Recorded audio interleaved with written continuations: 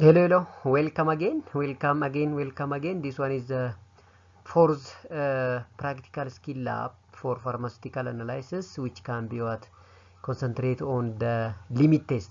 Today we are focusing on the limit tests. As you know, limit test is one of the mechanism of testing the impurity test, since impurity can be incorporated into our final pharmaceutical product by different scenario or different process. So one mechanism of checking the impurity in your final product of the drug sample can be the limit test. This limit test can be very important for identifying the qualitative and the semi-quantitative impurity that found in your drug sample.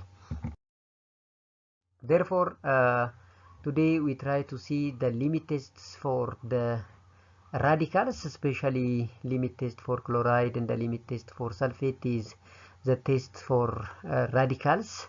So this chloride can be tested by different test standards, and so as to get the result either passing or failing the result according to the given pharmacopoeia. So when you come to the highlight of limit test, so limit tests are a quantitative test or semi-quantitative test which are designed to detect or limit the small amount of impurities that present in your drug sample or in a substance. So all the limit tests are prescribed in the pharmacopoeia are based on the comparison of the standard turbidity or color with that of the sample under the test.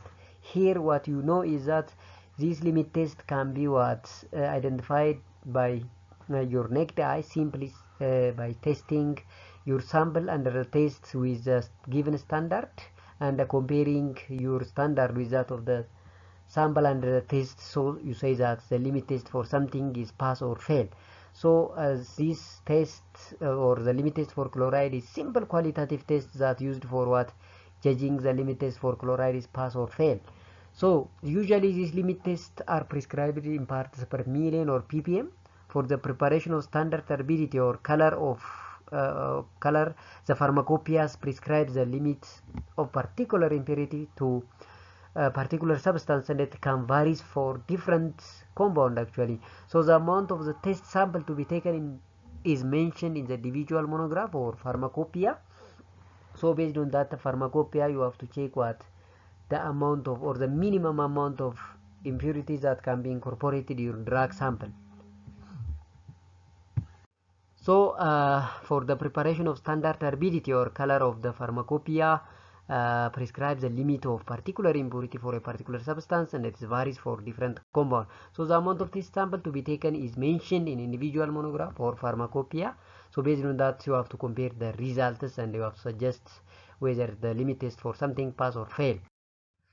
So when you come to here for the limit test for chloride, so the apparatus and the glassware for limit test for chloride can be a nasal cylinder, a glass rod, a measuring cylinder, 1 mm pulp pipette, 10 ml of pulp pipette, and the dilute nitric acid, 0.1 molarity of silver nitrate, chloride, meaning any salt that having chloride, for example sodium chloride, that means standard solution having chloride, which means 25 ppm, and the test sample can be required for this experiment or for this practical skill.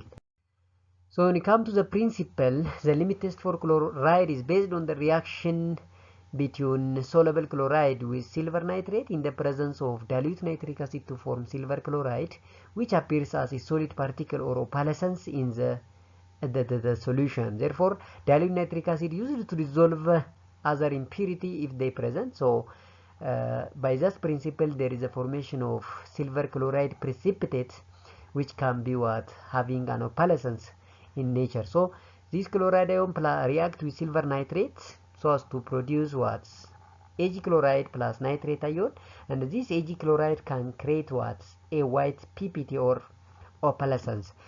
So actually this also known as argentometric titration, because of the process is almost similar. In both cases the precipitation can be formed, and the precipitate silver chloride formed is insoluble in dilute nitric acid and give an opalescence. So The procedure for testing this opalescence can be like this. You have to dissolve the given sample into 10 ml of water and transfer to the Nessler cylinder.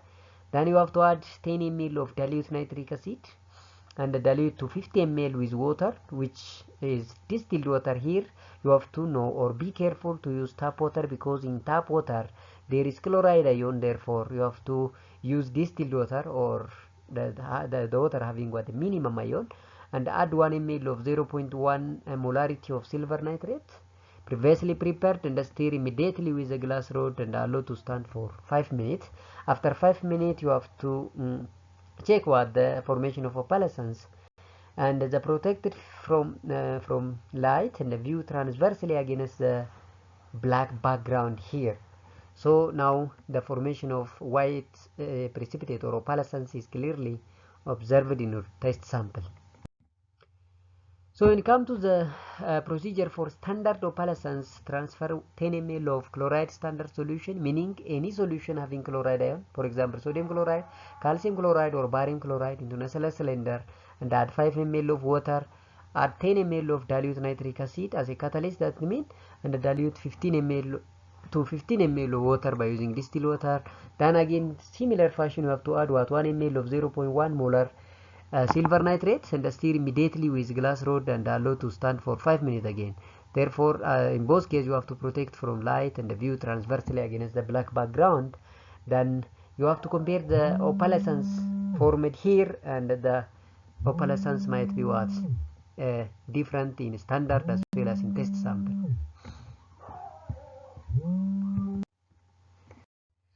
So when you come to here, the comparative view of test and the standard solution, you have to take two conical flask and label it as test and standard.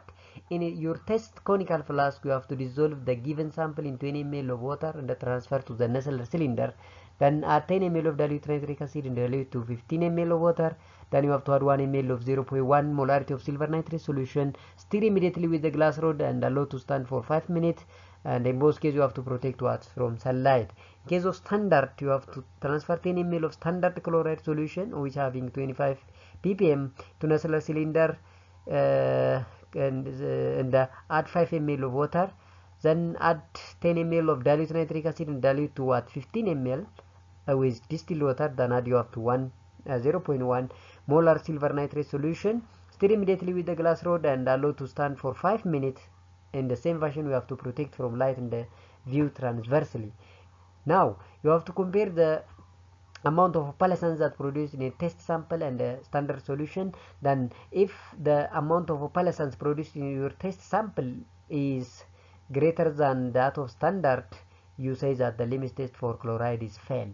Otherwise the limit test of chloride is passed. This means that if the opalescence formed in standard is greater than that of test, you say that the limit test for chloride is passed.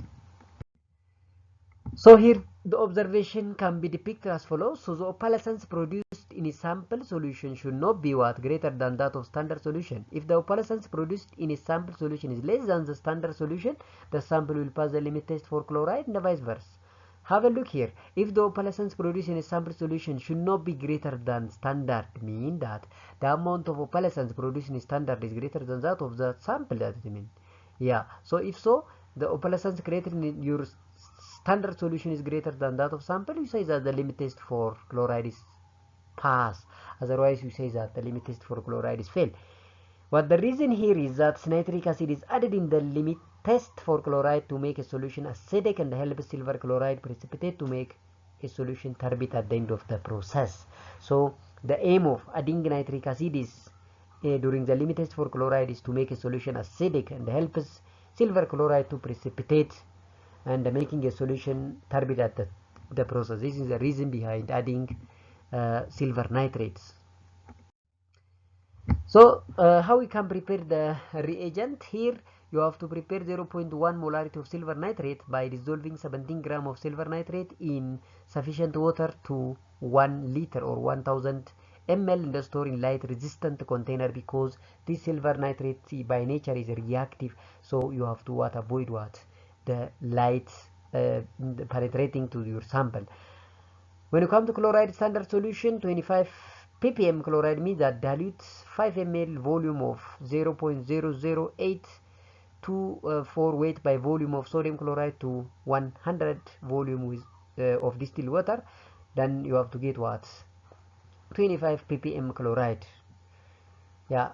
So to prepare dilute acid, you have to contains approximately 10% weight by weight of uh, silver nitrates. This means that dilutes 106 ml of nitric acid to 1000 ml of water. This means to 1 liter. So you have to reduce to very minimum number, almost to 100 ml. So you have to decrease this 106 to very small numbers. So by this principle, you have to prepare your reagents. Then once you have to prepare this reagent, you have to proceed directly to the experiment by using what the procedure given above. So all about limit tests for chloride is this one. So you have to subscribe the channels and press on the bell icon to get what the video as well as video notification for the coming video. Especially we can perform you can perform the next experiment on the limit test for sulfate. So you have to get this hot video if you can subscribe, like, and the comment on the comment section of the channels. So this is my advice for you, because of one, you have to appreciate our works. The other one is to what to help us to what gets this important video which supports your theoretical as well as experimental knowledge on pharmaceutical analysis 1 courses. So thank you very much.